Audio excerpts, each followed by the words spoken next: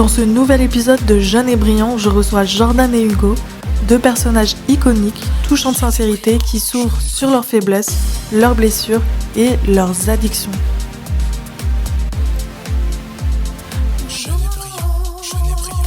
Jordan, Hugo, bienvenue sur Jeunes et Brillants. Je suis très contente de vous accueillir pour ce nouvel épisode où nous allons parler de santé mentale et d'addiction, un sujet qui nous parle particulièrement. Hugo, est-ce que tu peux te présenter un peu, me dire qui tu es, même si on te connaît un petit peu? Alors oui, on me connaît un petit peu parce que j'étais venu pour la première édition du podcast. Moi, je m'appelle Hugo Roussy, j'ai 25 ans et je travaille dans le design, donc dans la mode, plus côté petite main à Paris. Ok, super. Et toi, Jordan? Moi, je m'appelle Jordan, j'ai 29 ans et je suis producteur dans la mode. Ok. Et je vis à Paris. Ok, trop bien. Du coup, on parle un petit peu de santé mentale aujourd'hui, pardon. Comment vous vous sentez en ce moment, Hugo? Sur une bonne lancée parce que je vais vous dire un peu plus tout à l'heure, mais là en ce moment, je commence à prendre du temps pour moi et me soigner de l'addiction qu'il me reste, car oui, il y en avait plusieurs. Et voilà. Donc ouais, non, je dirais sur une bonne montée. Je suis allé voir une magnétiseuse hier, donc Ça t'a fait du bien? tiré au top. Vraiment beaucoup de bien. Beaucoup de bien. Je me sens beaucoup plus détendu depuis hier. Elle m'a enlevé une grosse quantité de stress qui est, je pense, lié à tout ce dont on va parler aujourd'hui. Du coup, tu te sens bien, t'es dans un bon mood en ce moment? Ça commence, ouais. Ça commence, c'est-à-dire? Voilà, il y a un petit peu de tout. Il faut que le travail s'aligne, mais sinon, bah, ça commence à aller un petit peu mieux. Je vois que je prends du temps pour moi, chose que je faisais un peu moins avant, et ça fait du bien. Ok. Et toi, Jordan, tu te sens comment en ce moment? Moi, je me sens bien. Il fait soleil. Enfin, c'est le printemps aujourd'hui, d'ailleurs. Et non, plutôt bien. J'ai pas mal travaillé récemment. Du coup, là, j'ai un peu le temps de souffler. Ça fait du bien. C'est cool. Dans un bon mood, du coup. Ouais, plutôt. Pas en Je pars en dépression. vacances semaine prochaine. Tu pars où? Istanbul. Ok, trop bien. Tu as profité? Ouais, j'ai pas pris de vacances depuis très longtemps. Depuis quand? Bah, à Noël, j'étais juste une semaine où j'étais allé dans le sud. Ok. Et sinon, bah, août. Ah ouais, donc là, besoin de repos. Donc non-stop tout le temps, ouais. Ok. Donc toi, Hugo, tu nous disais là que tu remontais un petit peu la pente. T'étais au fond du trou? Au fond du trou, je dirais pas ça, mais ouais, j'ai remonté, j'ai remonté la pente parce que ouais, ça allait pas trop. Je me suis repris en main parce que bah voilà quoi, la drogue c'est pas forcément la meilleure des choses. Enfin, je pense que c'est très bien quand on commence. Au départ, on a l'impression que tout est cool, et après on voit un peu le revers de la médaille, et c'est là que ça devient problématique. Très bonne transition, puisque j'allais vous demander, est-ce que vous avez des addictions ou est-ce que vous en avez déjà eu, puisque c'est un peu le sujet de l'épisode d'aujourd'hui. Hugo? Il y en a une qui est toujours présente, qui est le cannabis pour le coup, ou qui m'accompagne depuis maintenant plus de 10-11 ans journalier. Donc c'est vraiment une consommation journalière, et voilà. Et après, il y a eu quelques addictions. Je dirais pas d'addiction non plus parce que c'était pas aussi fort que celle avec le cannabis. Mais oui, il y avait un peu toutes les drogues un peu festives qu'on peut trouver dans les... C'est-à-dire? Bah, la cocaïne, la 3-MMC, la MDMA, l'ecstasy, la kétamine, un peu tout le jargon, quoi. Et pour toi, Jordan? Des addictions passées ou présentes? Moi, j'étais addict au cannabis aussi pendant des années. J'ai réussi à m'en détacher. Je fume toujours, Ok. par plaisir, etc. Mais quand je sens que ça me fait pas de bien, je peux faire des pauses et sans problème et tout. Tu fumais tous les jours? Ouais. Pendant plusieurs années? Bah, j'ai commencé au lycée quand j'avais 15 ans et jusqu'à mes 26-27, c'était un peu non-stop. Et après, quand je suis arrivé à Paris, j'ai un peu arrêté, j'ai repris. Enfin, ça faisait une petite période où j'avais déjà arrêté pendant quelques mois aussi parce que j'avais d'autres addictions. Du coup, genre les deux en même temps, c'était un peu Ok. compliqué. J'ai D'autres dû faire un choix. Tu peux nous dire ou pas? Oui, que bah, drogue festive, je faisais énormément la fête. Genre tous les week-ends, toutes les semaines, after. Et bah, ça s'arrêtait pas, quoi. Ok. Et ça a été ça pendant genre 4 ans non-stop. Et après, bon, on a fait un peu un trait dessus. Ok.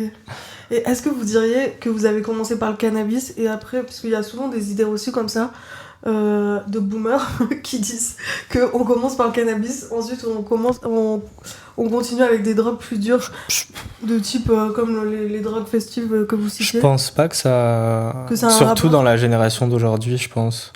Genre, il y a des gens qui sont pas du tout. Qui ne fument pas du tout et pourtant qui. Enfin, moi j'ai des amis qui n'ont jamais fumé de cannabis mais qui tapent de la coke à 24, quoi. Ouais, donc les deux sont hyper dissociés. Oui, selon après je pense que quand tu sais ce que c'est la défonce, tu cherches d'autres sensations aussi et tu t'intéresses peut-être plus vous. Ouais, à ça. ok. Mais je pense pas que ça l'amène non plus. Et selon toi, Hugo? C'est quand même une idée reçue un peu. Moi, je entends ma mère justement me dire tout le temps ouais, Ouais, si tu c'est ça, commences c'est à les fumer un pétard, dans Oui. 10 ans, Tu tu vas prendre seras du crack. avec c'est de les la idées cocaïne reçues, partout. oui. Des idées reçues, mais dans le fond, moi, quand je regarde, j'ai quand même bien commencé par le cannabis à 100%. Et T'avais quel après, âge j'étais jeune, j'étais vraiment, ouais, je sais pas, j'avais 12 ans, je pense, le cannabis. C'était collège, 5e, 4e, genre, c'est des. Voilà, quoi, Et t'as trouvé ça on comment? tente. Enfin, pas t'as trouvé ça comment, mais comment tu t'en es procuré, je veux dire, à 12 ans? C'était très simple, hein. Il y avait plein de gens au collège oui. qui en avaient autour. Les potes de nos collège potes meufs et tout, oui. Ouais. Moi, Bah, en vrai, genre, j'ai pas commencé par le cannabis, j'ai commencé par les clopes. Ouais. Genre où ça nous défonçait, enfin, j'étais en 6e, tu sais, genre. Après, on a trouvé plein de trucs, enfin, l'alcool, les shots. Puis après, cannabis, bah, moi, c'était vraiment, ouais, les mecs de mes potes du collège qui étaient genre, qui avaient 16 ans, tu sais. Et nous, on en avait genre Ouais. 13 et Ouais. on fumait nos petites premières boulettes de shit. Enfin, voilà quoi. la vibe, ça. On avait un 10 balles de shit, on était saucés. Du coup, là, je vous entends dire la vibe, j'étais saucée. Vous avez commencé à fumer parce que c'était stylé. Enfin, vous trouviez ça stylé. Moi, non. Moi, pas parce que c'était stylé, juste parce que j'aimais bien la sensation. Après, sous l'influence aussi, peut-être si j'avais pas rencontré ces Des gens-là, plus peut-être grands. que j'aurais pas commencé si jeune à tester, à fumer, etc. Après, quand je suis arrivé au lycée, c'était genre. Ça s'est fait comme ça, quoi. Ok. Genre, fumer tous les jours, tout le monde fumait, enfin. Du coup, collège, vous fumez, tout ça. Et à partir de quel âge on passe au level au-dessus, j'ai envie de dire? Moi, je dirais fin collège. Ouais. Fin collège? 3e. 3e, t'as commencé à prendre des drogues dures? Non, pas drogue Ah, dure. ok. Ah, level au-dessus dans ce Le sens-là. level au-dessus. Ouais. Ok, je pensais plus fumer, genre quotidiennement, etc. Ok. Ouais, Non. c'est arrivé, Drogue dure, moi, lycée, c'était hein. 17. Ouais. 17? Ok. Et comment ça se passe? C'était fun. Ok. Enfin, Non, mais je veux dire, c'était pareil, vous étiez avec des potes, on vous ouais, propose. motivation commune avec mes potes, en mode on a envie de tester, etc. Ok. Et après, ça s'est enchaîné. Ok. Moi, il y Et, avait une meuf qui tapait pas mal dans un appartement. C'était un peu triste, mais c'est elle qui en avait genre facilement. Du T'étais coup, au lycée, du coup les premières de coke, en tout cas, c'était avec elle. Après, j'avais fait un petit peu la folle aussi sur le côté. Y a pas eu que ça. J'ai un peu tout testé d'un coup dès le lycée. Bah, les vacances, les soirées, dès qu'on me proposait quelque chose, en fait, j'étais curieux, en fait. J'avais envie d'essayer. Et je me rendais compte que bah voilà, en fait, c'était très bien sur le moment. Et le lendemain, je ressentais rien de spécial, tout allait bien, donc je trouvais ça un peu cool. Ok. Est-ce que vous avez pas essayé ça? Parce que, encore une autre idée reçue que pensent les générations un peu au-dessus de nous, c'est les jeunes, ils vont se droguer parce qu'ils sont tristes, parce qu'ils sont malheureux. Moi, dans un sens, ça m'a servi d'échappatoire pendant des années. Ah ouais? Ouais. C'est-à-dire? Bah, parce qu'il y avait des trucs pas trop cool qui se passaient dans ma life, dans ma famille et tout. Du coup, genre, ça me permettait vraiment de penser à autre chose quand je sortais. Genre, c'était vraiment genre. Ça m'a beaucoup aidé. Ok. Même pour sociabiliser, genre, m'ouvrir, me découvrir énormément aussi. Ok. Je pense que j'aurais pas eu la même. La même jeunesse? Ouais. Et j'en serais pas où j'en suis aujourd'hui aussi. Ok. Et toi, Hugo? Moi, c'est pareil. Je pense que si ça avait pas été là pendant un bon nombre d'années, je serais pas la personne que je suis aujourd'hui non plus. Je pense pas que je serais ici, que j'aurais assumé mes choix, tout ça, parce que mine de rien, le cannabis, moi, ça a été vraiment ma béquille, comme c'est mon addictologue, et c'est quelque chose qui m'a accompagné, et c'est vraiment une béquille parce que j'en avais besoin tout le temps. T'as pareil des choses qui se passent pas bien dans ta vie, le soir t'as envie de t'échapper, tu fumes, tu mets ton cerveau en pause, et du coup je pense que quand tu commences, ces effets-là ils sont super parce que justement t'es dans ta bulle, t'es content de fumer, et surtout t'oublies en fait le quotidien des fois c'est un peu sombre ou quoi. Tu peux facilement voir un ciel bleu si tu fumes des pétards dans ton lit et te créer ton petit cocon, quoi. Oui, c'est une forme de confort. Ok, et à contrario, est-ce qu'il y a un moment aussi où le fait de se droguer, ça vous a rendu... ça a affecté votre santé mentale? Ah oui. Ouais. Beaucoup. C'est en partie pour ça que j'avais arrêté aussi en premier lieu. Ok, qu'est-ce qui s'est passé du coup? Juste plus le goût de fumer. Ça me faisait l'effet inverse, grosse angoisse. Dès que tu fumes, genre tu te sens oppressé, tu remets ta vie en question. Et t'as des passes comme ça. Ok. Et toi, Hugo? Moi, c'est pareil, hein, le cannabis, là, du coup, je pars dimanche pendant quelques temps en vacances pour me faire ma petite retraite, faire mon petit sevrage loin de tout à la plage parce que justement, ouais, dès que je fume maintenant, il y a des crises d'angoisse qui se contrôlent plus trop. Ok, donc Il y a, crise d'angoisse, ouais, carrément. énormément d'anxiété qui sont liées à ça, et je vois la différence. Quand je fume pas, tout va bien, mais dès que je fume, mon cerveau, il est non-stop.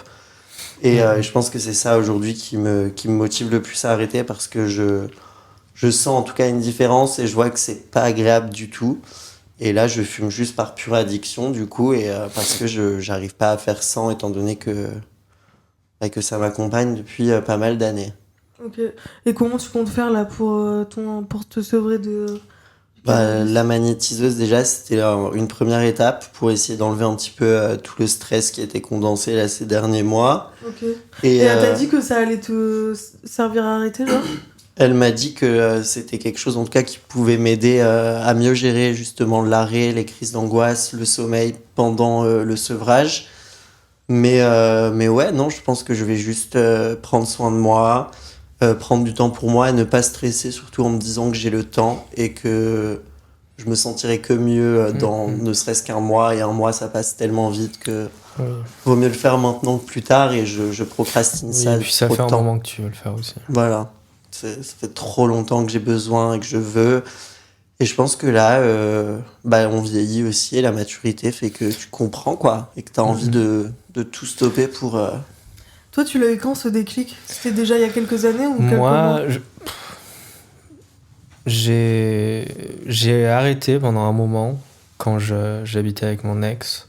Je fumais beaucoup moins, juste avec mes potes quand tu Parce que fumais. ton ex, il fumait pas? Non. Ou il fumait genre une ou deux tafs avec moi, mais... Puis j'ai eu des passes où genre j'arrêtais, j'avais plus envie de fumer. Ok. Et au début, c'est toujours compliqué, tu passes toujours par les mêmes trucs, genre les premières nuits, c'est compliqué, tu fais beaucoup de cauchemars, tu transpires beaucoup. Genre c'est réel, tu vois, tu sens que ton corps C'est réagit. physique. Ouais. Ouais. Et puis le manque aussi, etc. Mais après, avec les années, j'ai appris à le contrôler.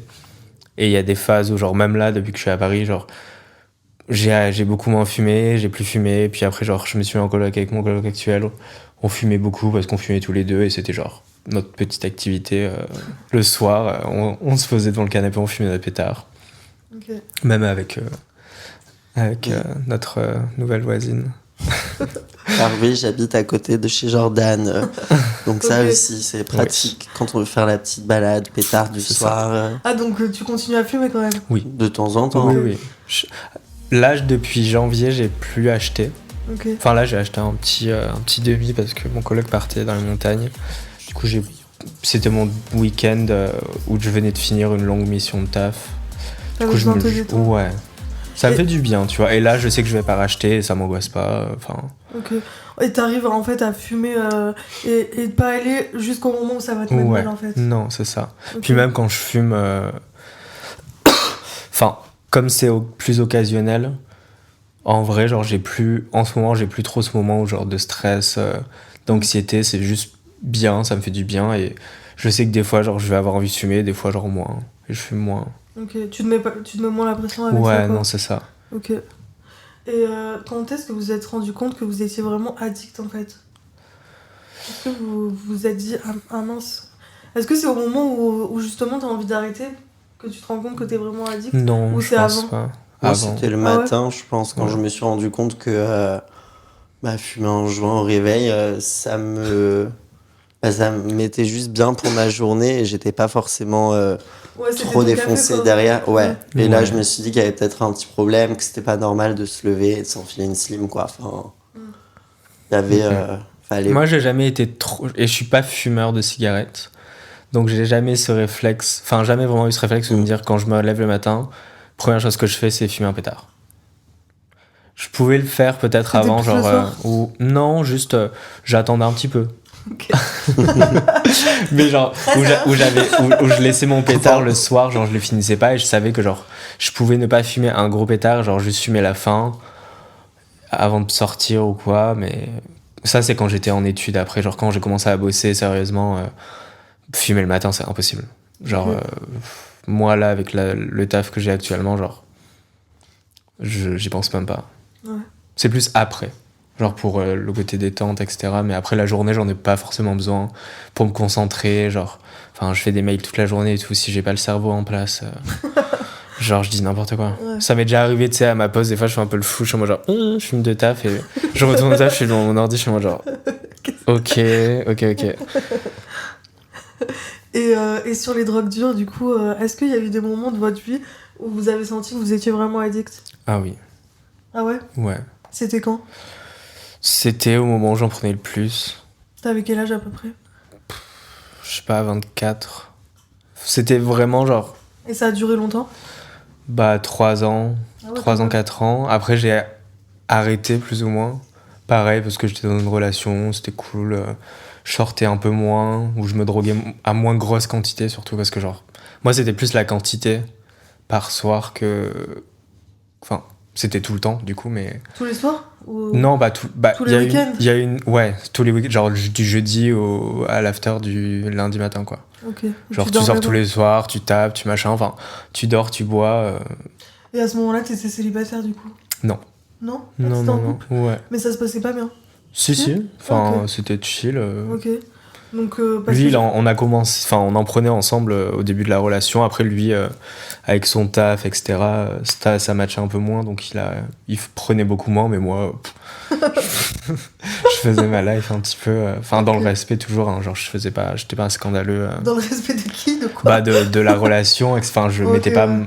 je me mettais pas en En danger? genre, je me mettrais pas, genre, moi en premier et la relation après, tu vois. Ok. Genre, j'essayais quand même d'être responsable et Ok. de pas déborder. Après, forcément, la drogue, ça influe sur plein de choses, mais Ça influe sur quoi par exemple? sur les décisions, sur les choix, enfin, moi, il y a une période après cette période-là où genre j'ai arrêté. Puis après, j'ai fréquenté une amie, enfin une ancienne amie, où on microdosait de la kétamine, genre tout le temps, pendant genre 6-7 mois. Mais c'était genre tous les jours. Genre à l'école. Ok. Enfin. Mais pourquoi? Parce que ça nous faisait nous sentir bien, que.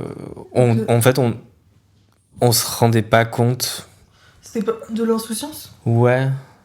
On le savait ce qu'on faisait, mais en même temps, genre, c'était tellement microdosé que ça n'a pas la même influence. C'était pas genre à dire genre je suis super défoncé, t'es juste genre super détendu. Ça te fait genre un même effet qu'un petit pétard, tu vois.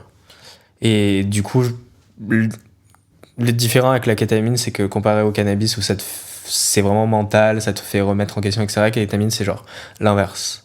T'oublies, tout est bien, il y a aucun souci.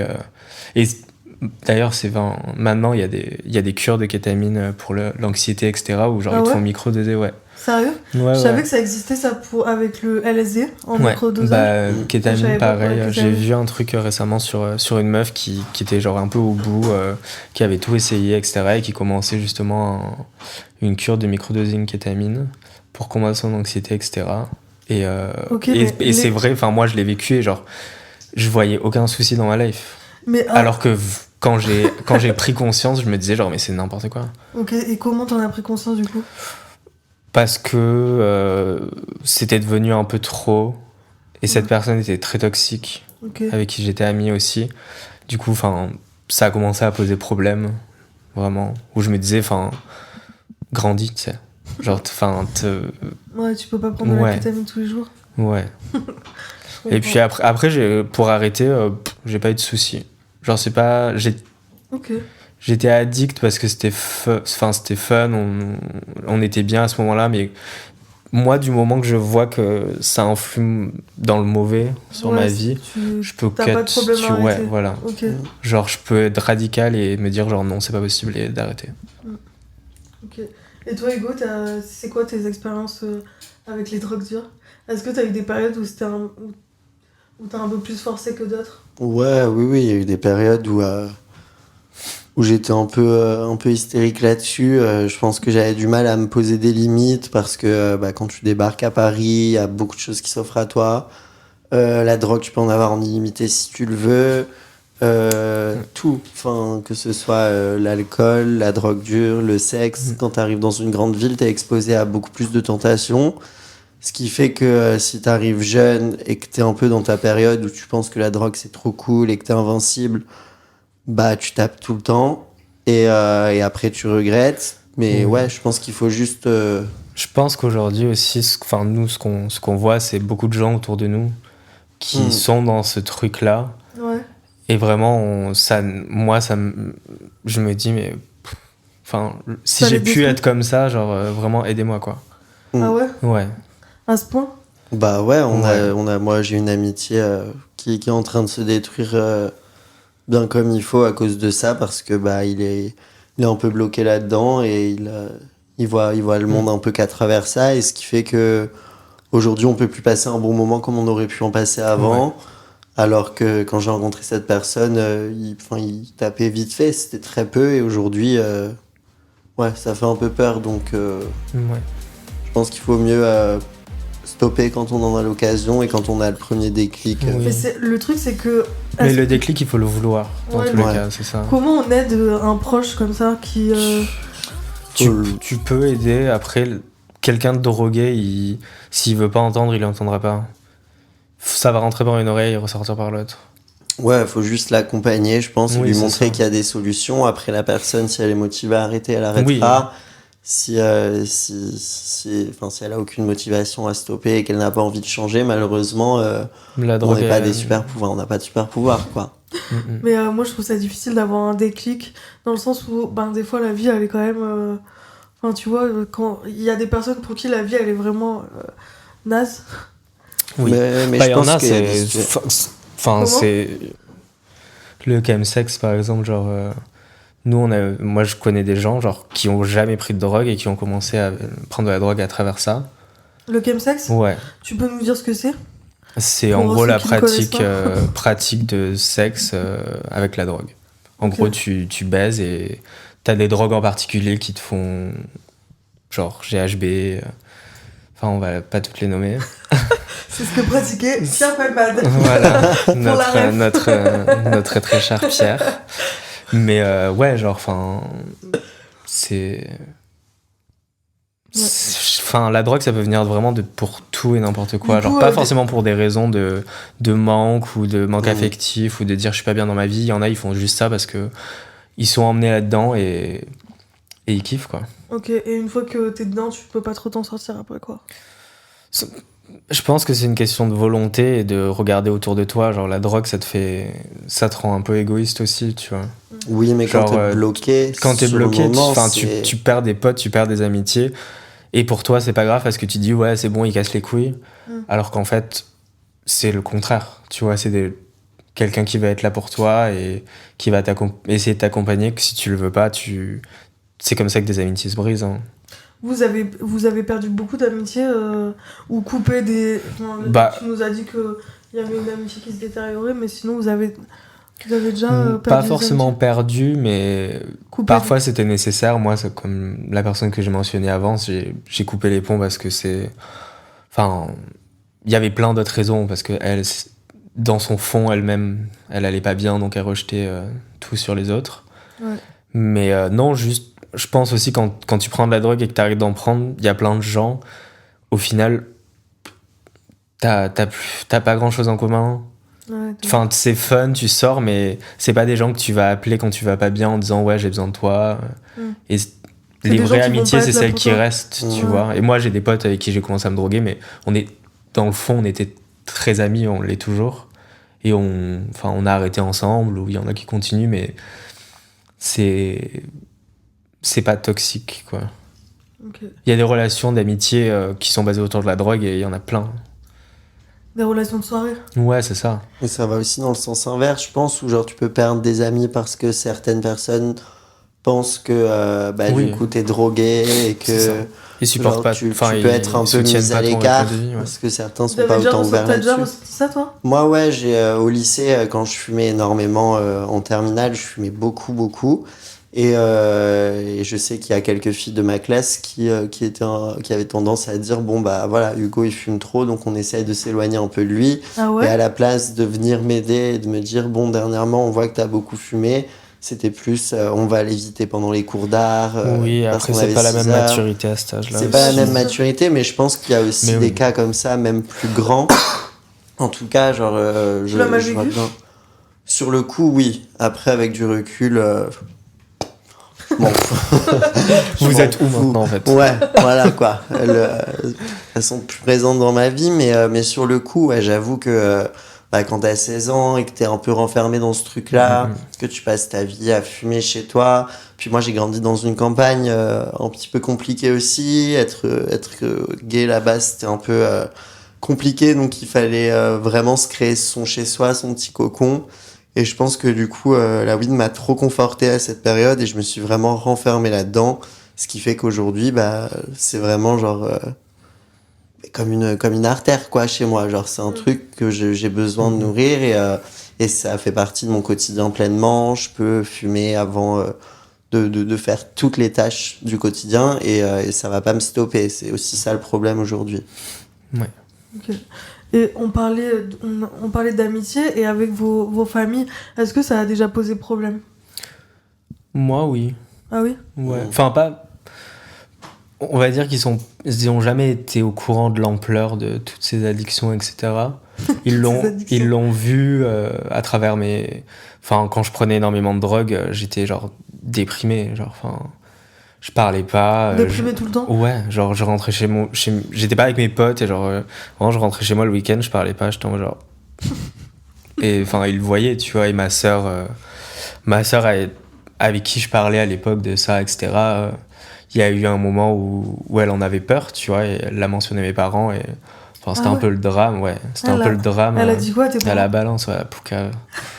Elle a quel âge, ta sœur? Elle a 2 ans de plus que moi. Ok, et elle leur a dit quoi? Qu'elle était inquiète, que machin, parce que, en gros, une après-midi où j'étais... parce que moi, je suis parti de chez moi aussi très jeune. À quel âge? Je suis parti après la 3e. J'avais ouais. genre 15-16 ans. Ok, t'es parti En internat. Ok. J'ai envie de me barrer. Ok. Du coup, j'ai dit bye. Et... C'était pas trop dur l'internat à 15 ans? Non, c'était trop bien. Ah ouais, t'as kiffé? Ouais. Genre, moi, j'ai kiffé prendre mon indépendance. J'ai toujours voulu prendre mon indépendance assez jeune. Et là, c'était l'occasion parfaite. Et c'était T'étais super. dans quelle ville? J'étais à Arles. Ok. Ouais. Et du coup, tu rentrais les week-ends Ouais. et tu parlais à personne? Ouais. C'était plus c'était plus tard. Genre, au début, ça allait, tu vois. En études sup? Ouais. Enfin, non, même genre en terminale, tu Ok. vois. Genre, plus à cette époque-là. Après, au début, c'était encore innocent, tu vois. C'était pas, ça prenait pas le contrôle non plus ça influait pas énormément sur ma vie comme ça. Puis après, c'était plus les drogues dures qui ont influé sur, Ok. sur ça. Et comment concrètement tu dirais que ça a influé? J'avais plus le goût à rien, quoi.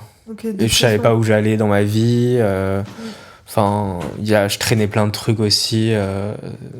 De valises. Ouais, genre plein de petits bagages, le coming out, Ok. enfin les amis, enfin j'ai toujours été un peu genre je questionnais énormément de choses sur mes amitiés, sur ce que je voulais faire, ce qui était important, ce qui l'était pas.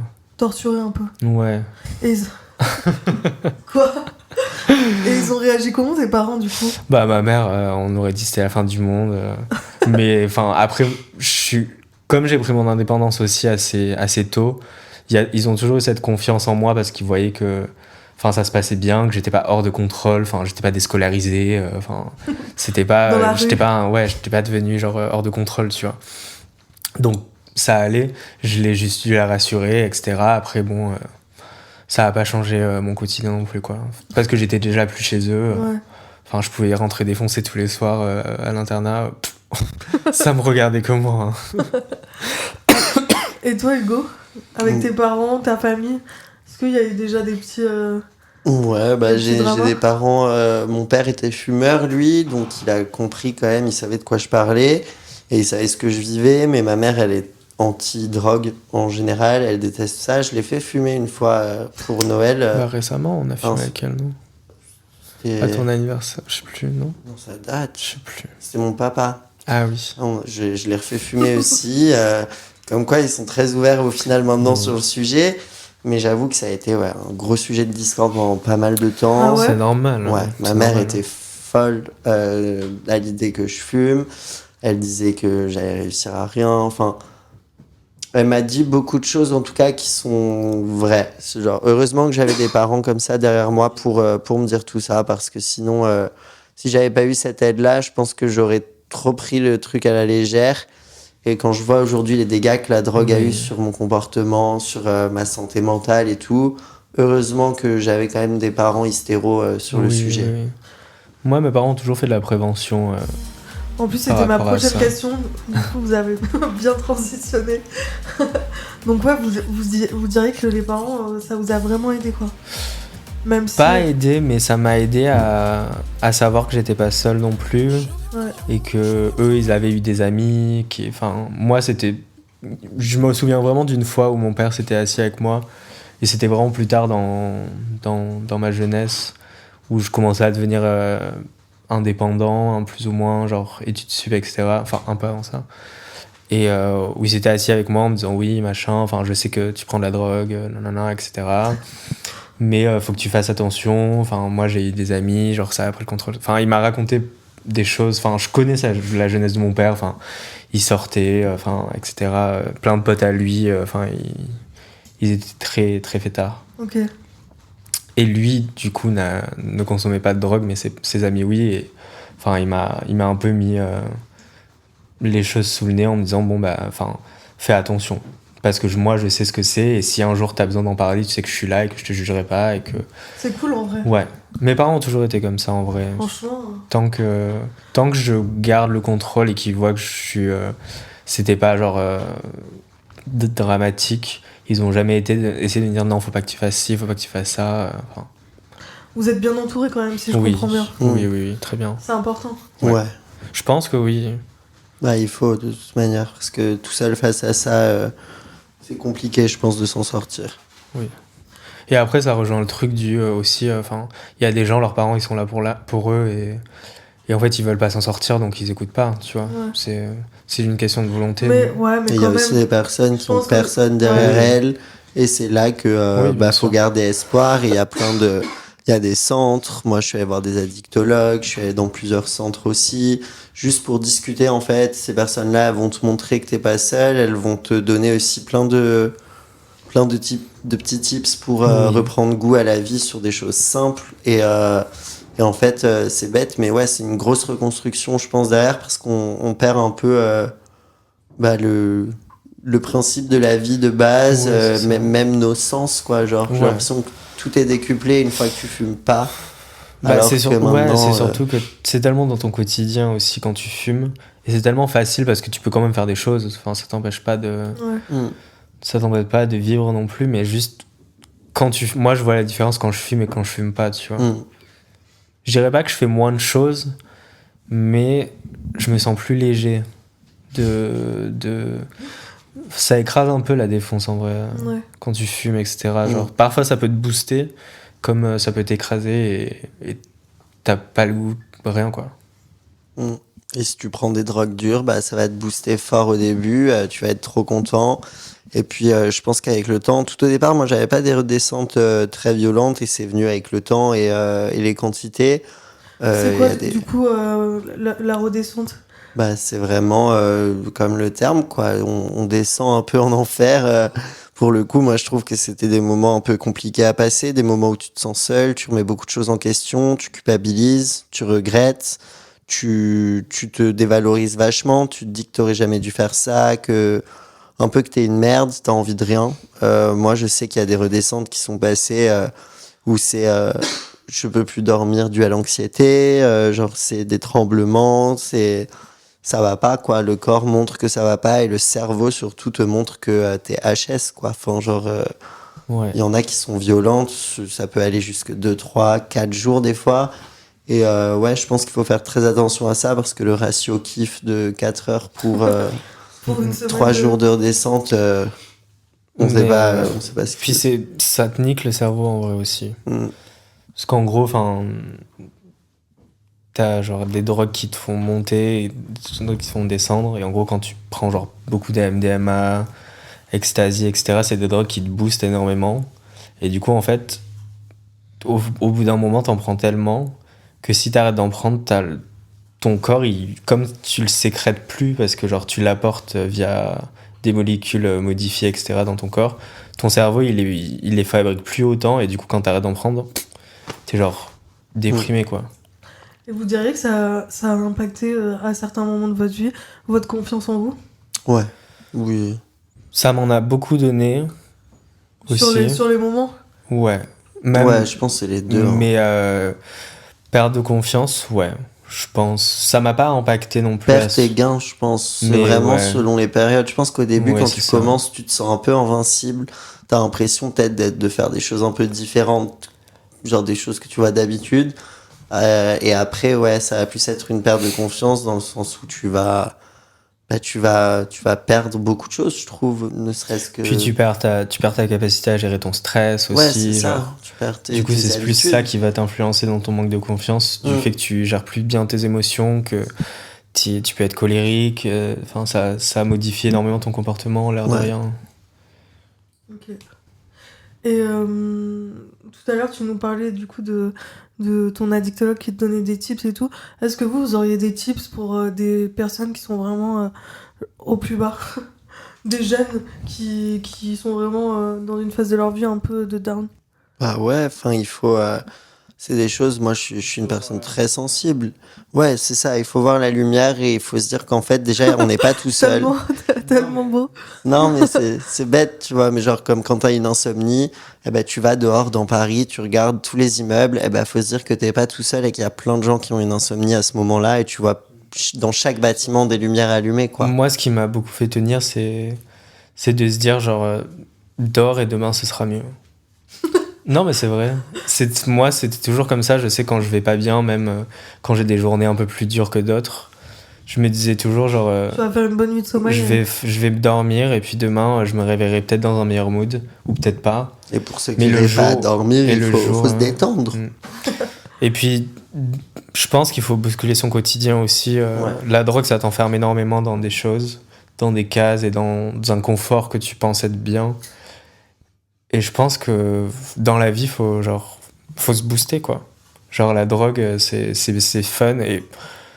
Enfin, je respecte des gens qui se droguent jusqu'à tard en âge, etc. Mais tant que c'est pas qu'ils le sentent bien, je pense que c'est bien. Mais si vous avez besoin d'en sortir, ouais, rien n'est impossible. Et enfin, faut aussi savoir se séparer de certaines personnes. Ouais. C'est Ouais. important. Faut savoir dire adieu aux gens qui vont être néfastes Qui pour vont toi influer. parce que... Pas forcément via la drogue, mais juste qui vont influer sur ton mood, qui fait que tu seras beaucoup plus triste, ou qui te rendent triste, qui te rendent stressé, qui te procurent énormément d'angoisse. C'est aussi pour ça que tu vas consommer plus. Donc, faut vraiment identifier ce qui te fait du mal, que ce soit dû à la prise de drogue ou pas. Et peut-être que ça influera aussi sur ce que tu as besoin. Mais ça, c'est pas évident, je trouve, de le Non. faire seul. Est-ce que vous, Non. vous avez déjà été suivi? Bah ouais, moi j'ai vu deux Moi, jamais. addictologues. Ah ouais, jamais toi? Il faut, je pense, c'est important Deux parce que addictologues. même si... Bah moi j'ai vu les addictologues, pas forcément dans les périodes où ça allait vraiment, vraiment, vraiment pas, mais c'est plus aussi une manière de te rendre compte et d'être conscient de ce que tu Ouais. fais. Où elle m'a appris, par exemple, que un joint fumé, c'est égal à 8 cigarettes pour tes poumons. Ah bon? C'est des choses que je savais pas. Ouais, parce que tu fumes au carton. Donc, elle me conseillait même de fumer au Marocco. C'est en coupant un morceau de cigarette industrielle en guise de filtre. Et j'ai appris beaucoup de choses là-dessus. Elle m'a donné des techniques aussi pour essayer de reprendre goût à la vie et aux choses simples. Et je pense que ces personnes qui hésitent ou qui ont peur d'arrêter, il faut juste qu'elles se motivent et qu'elles prennent le temps en fait de rapprendre les choses Faut doucement. bien s'entourer aussi. Ouais. Moi, j'ai jamais consulté, j'ai jamais ressenti le besoin. Mais après, j'étais très bien entouré. Par tes Mes potes? amitiés, ouais. Oui, t'as une sensibilité qui est peut-être aussi Oui, différente oui, que je certains. suis assez T'es déjà fort assez, mentalement, on voilà. va dire. Il y a des gens qui eux sont Moi, dans je la galère drogue. beaucoup moins avec ouais. ça. Il y en a beaucoup qui pensent ne jamais s'en sortir. Moi, c'est le cas avec le cannabis. Là, j'appréhende vachement dimanche parce que ça y est, j'ai décidé de stopper tout ça. Tu vas stopper du tout au tout là. Tu vas plus fumer. Alors, toutes les autres drogues dures, moi, j'ai déjà stoppé l'année dernière parce que c'était tombé trop bas. Il y avait encore une fois des crises d'angoisse, même si j'en prends très peu. Là, on parle vraiment d'une soirée où j'avais dû taper 2 traces de cocaïne.